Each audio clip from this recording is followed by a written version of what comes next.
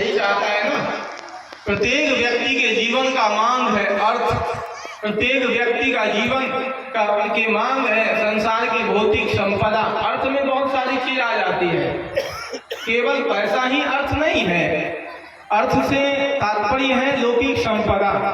संसार के जितने भी भोग्य पदार्थ हैं वो सब अर्थ के अंदर आ जाते हैं। यही तो चाहते हैं, धर्म अर्थ और काम संसार को भोगना चाहता है। आदमी जीवन भर संसार को भोगना चाहता है। यही तो वांछा है कि हम कितना संसार को भोगें। भले ही आदमी का शरीर काम करना छोड़ देता है, इंद्रियाएं शिथिल हो जाती हैं, मन फिर भी चंचल रहता है, मन फिर भी उद्वेग से ग्रसित रहता है, मन के अंदर फिर भी वासना रहती ही है। आदमी की तृष्णा समाप्त नहीं होती है। संसार के प्रति जो आसक्ति है, संसार के पदार्थों को जो भोगने की अभिप्सा है, जिज्ञासा है, वो समाप्त नहीं होती। तो धर्म अर्थ काम और मोक्ष, जीवन का जो परम पुरुषार्थ है मोक्ष, इसके लिए कभी आपने यत्न किया?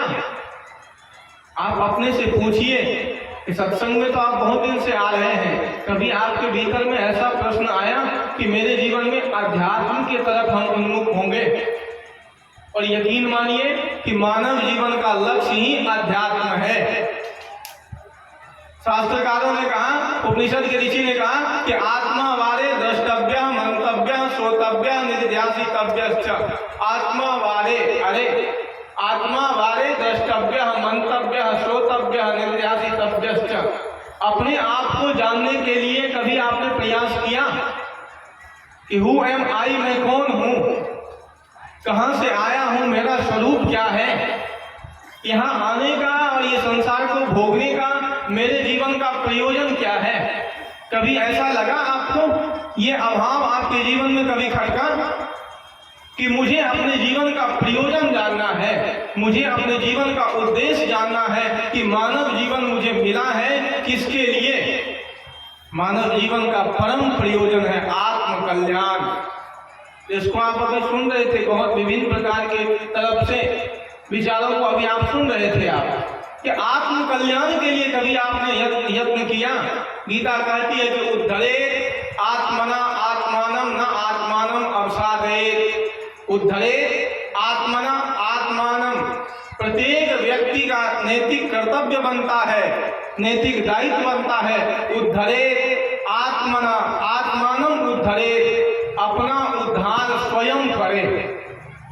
प्रत्येक व्यक्ति का यह कर्तव्य बनता है कि अपने कल्याण के लिए प्रयत्नशील हम स्वयं बने। कितने लोग, आप लोग हाथ उठाइए, कितने लोग अपने कल्याण के लिए प्रयत्नशील हैं? सारे लोग हाथ उठा लिए। चलिए, सब लोग अपने कल्याण के लिए प्रयत्नशील हैं, सब लोग कल्याण करना चाहते हैं, लेकिन कल्याण का मार्ग क्या है?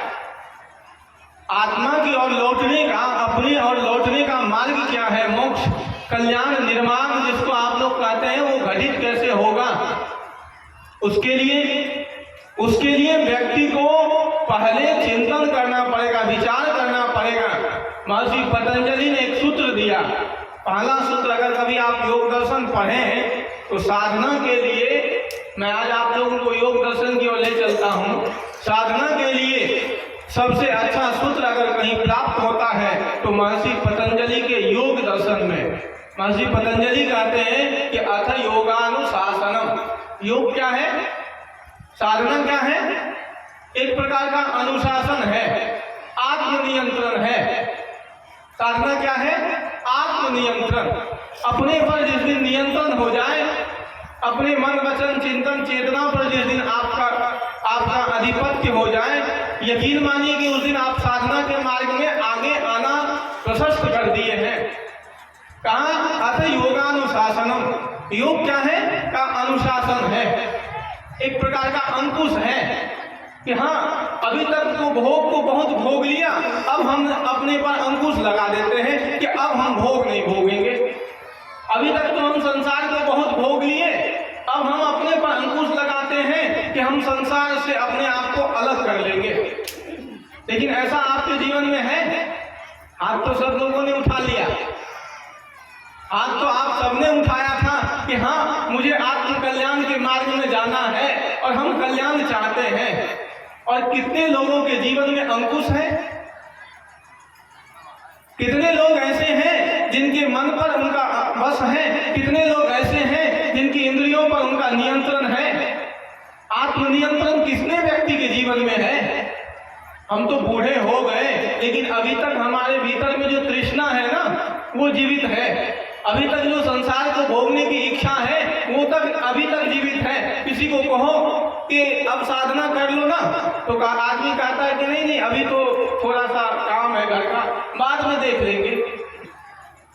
किसी को कहो अब देख लो तो कहेगा कि नहीं अभी तो छोटे छोटे बच्चे हैं, उनको थोड़ा सा परिपक्व बना दे फिर देख लेंगे अध्यात्म का, फिर देख लेंगे कल्याण का मार्ग, अभी तो बहुत समय बाकी है। ऐसा है ना? लेकिन तब तक जीवन समाप्त हो जाता है आदमी की, लेकिन तृष्णा नहीं जाती, मन की वासनाएं नहीं जाती, जीवन जीने की जो इच्छा है, संसार के प्रति जो जिजीविषा है, संसार को जो भोगने की वांछा है वो समाप्त नहीं होती। होती है क्या? आदमी मनुष्य की जो जिज्ञासाएं हैं वो समाप्त नहीं होती। हमारे जीवन में कभी आत्म अनुशासन आता ही नहीं है। कभी भी किसी व्यक्ति को ढूंढ के लाओ और आप कहो कि आत्म संतुष्टि वाला व्यक्ति एक भी व्यक्ति आपको मिल जाए तो ढूंढने से नहीं मिलेगा, बहुत कम बिरले मिलेंगे। अभी तो आप चाहते हैं कि संसार को कितना हम जोड़ लें, कितना धन मकान, संसार के भौतिक संपदा कितना हम इकट्ठा कर लें, कितना हम प्राणी पदार्थों को जोड़ लें, कितना प्राणी पदार्थों को हम इकट्ठा कर लें, इसी में आदमी का जीवन चला जाता है। और आदमी की जो तृष्णाएं हैं वो कभी समाप्त नहीं होती। एक छोटी सी घटना इस संदर्भ में मुझे याद आ गई, मैं आप लोगों को सुनाना चाहूंगा कि मनुष्य की स्थिति कैसी है।